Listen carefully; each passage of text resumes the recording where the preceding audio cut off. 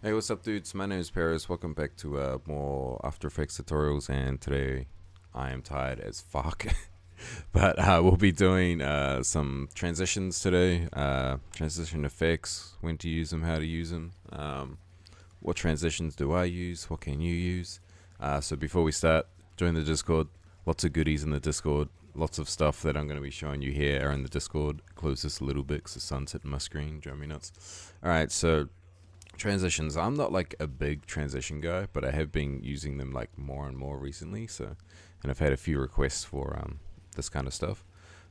So we got us a couple of clips here that we'll be transitioning back and forth through. So yeah, let's jump into it. We'll try start it off a little bit basic and go from there. So might help if I go to like left side guy, right side guy, right? Look, there we go.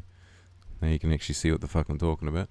Alright, so yeah, we got a couple clips here, and we'll just be using these as little guinea pigs here. So obviously you don't always need to use a transition if your flow is good enough, if you know, because you go fast, slow, fast basically when it comes to clips and such. Yeah, you don't always need transitions. So we'll start off with really basic. So what I used to do all the time, because I wasn't much of like a transition kind of person, we'll just chuck on like an easygoing blur. So just chuck on like your camera lens blur or whatever you prefer to use. Go to the middle here where these two keyframes meet. I'll change this to like 10. Hit the blur radius keyframe. And we'll go back a little bit, go to 0. And we'll go forward a little bit, and we'll go to 0. And it just makes like a nice little blur in between each clip, which is pretty clean and easy going. You know, it makes it look like you put some effort in. But I used to use this like all the time, like on every clip. And it works. It's not great, but it works. So what else do we have? We have things like crossfades. You can just do like easygoing crossfades. So if I just drag this first one above the first clip, sorry. So number 2, drag it above the first one. And we'll just press T on both those layers to bring up the opacity. And we will just drag the 100 across to our little marker. And we'll go 0 here. And then we'll go 0 here. And it should make like a nice little crossfade.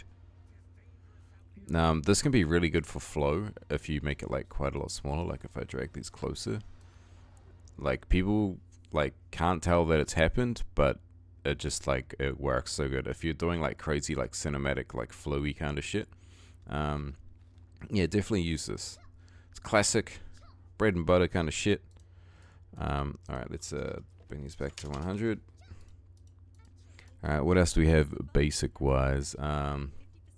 We've got obviously BlurMoCurves.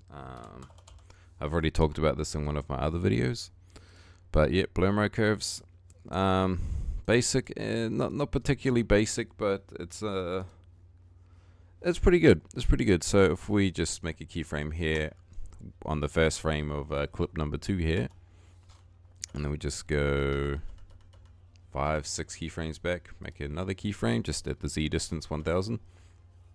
Or 1, and then we can bring this in or out. And if you get these black bits on the side, you just got to wrap the X and Y. So change that to reflect, and there you go. You have that instead. So yeah, depending with cinematics, if you're going backwards with the cinematic, you can pull this back, and then it'll flow like really well. So if I just did something like a bit more intense,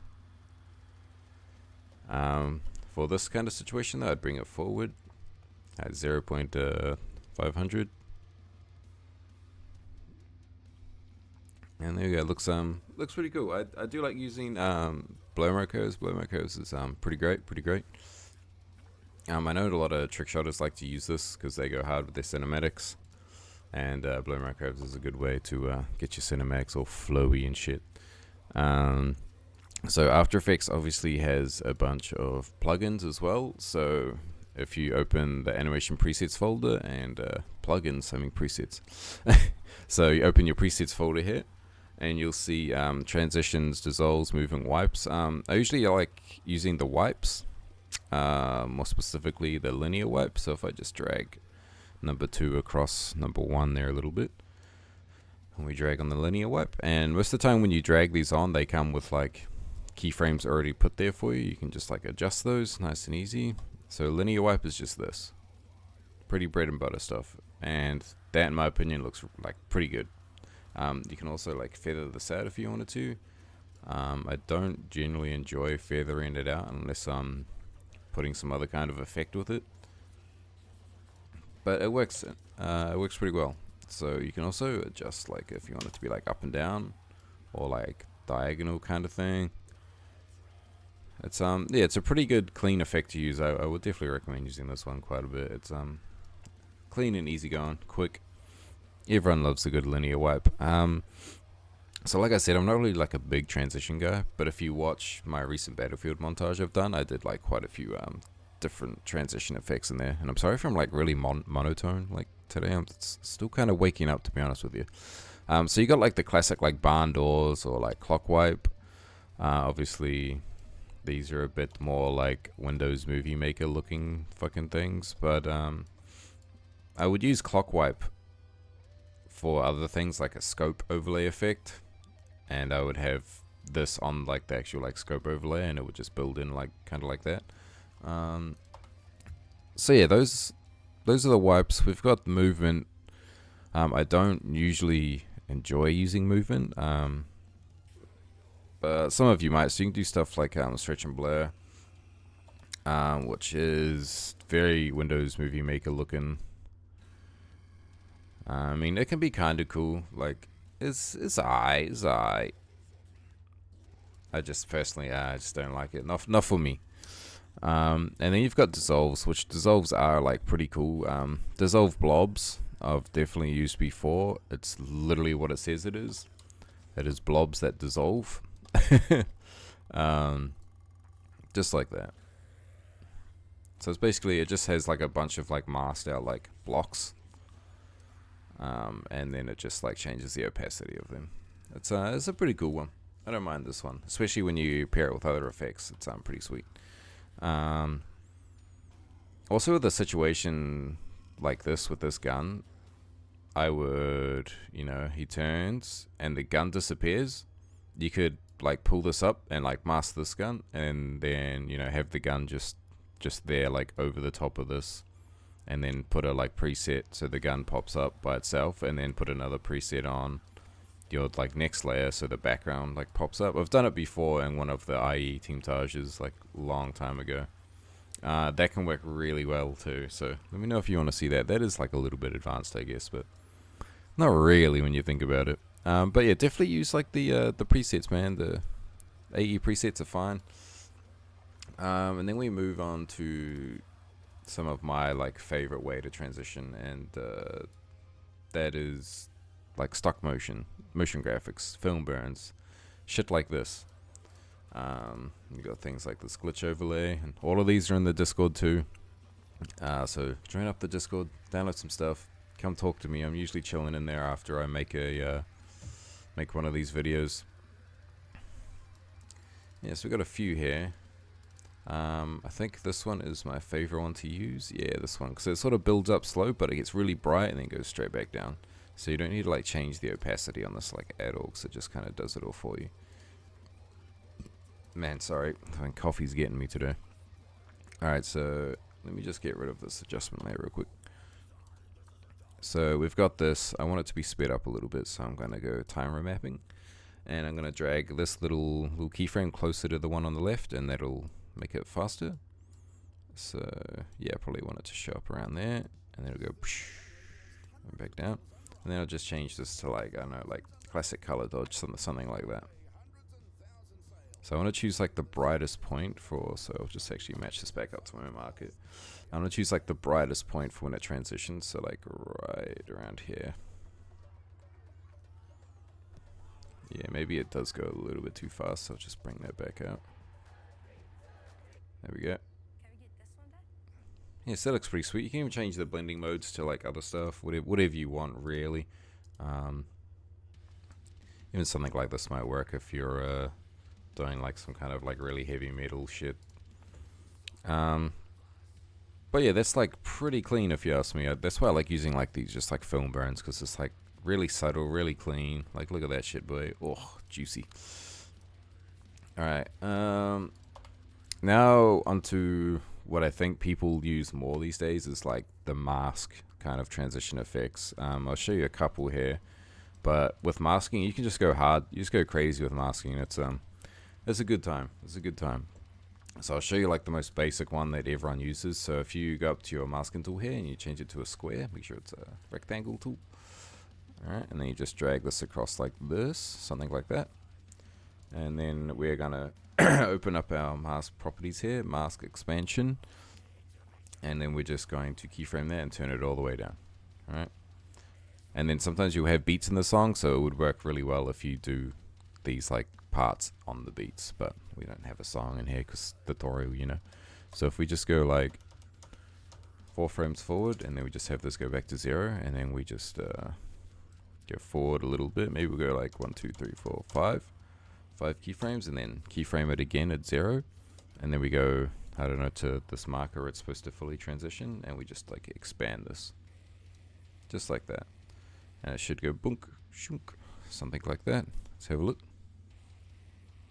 Yeah, see, not bad, not bad.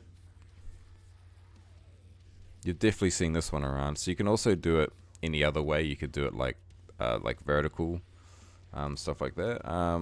You can also do the one that you see on a lot of those like massive team tags. This is like the X one that people do, and they put like Saber on it and shit.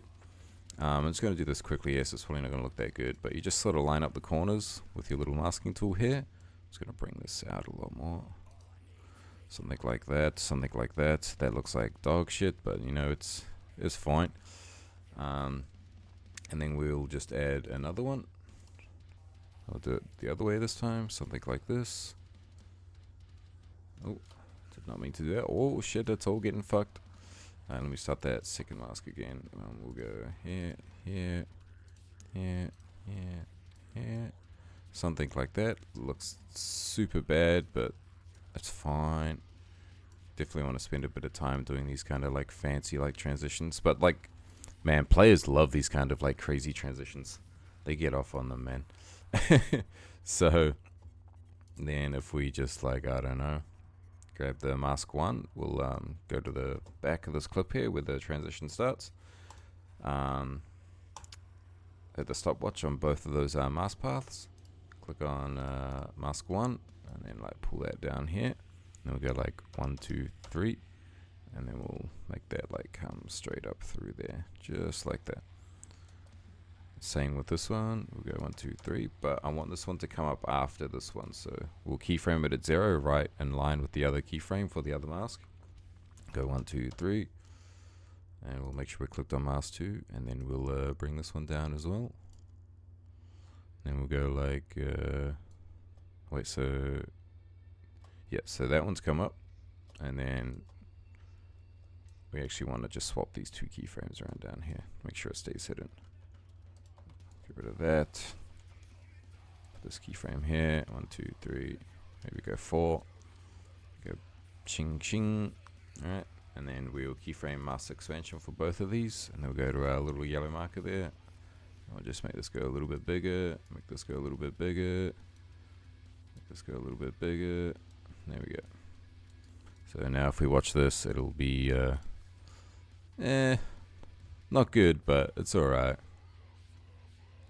Just goes ching ching and then just like fills out the rest. That's pretty cool. You could do stuff like that. Like, yeah, players really get off on this stuff. If you're like an actual like editor doing like commissions, players love these like crazy transitions. I think that about sums up transitions. Definitely when you're making transitions, try like put them on the beats to the song. So like if I had beats for, if I was like planning on doing this like X one, I'd go like put it on like this beat, and then the next beat this one would show up, and then the next beat it would like fill out. So yeah, easy going stuff like that. I hope you guys are enjoying these tutorials. Let me go big me. Hey, look at me. Join the Discord, come talk with me, ask me a million questions. It's fine. I'm always in there hanging out. It's what I'm here for. I hope you guys are still enjoying these tutorials, even though they're sort of up and down. But I do have a couple more planned, and then I'll start to panic after that. So we'll panic when it comes to it. Alright, I hope you guys enjoyed this video, and I'll see you guys next Friday.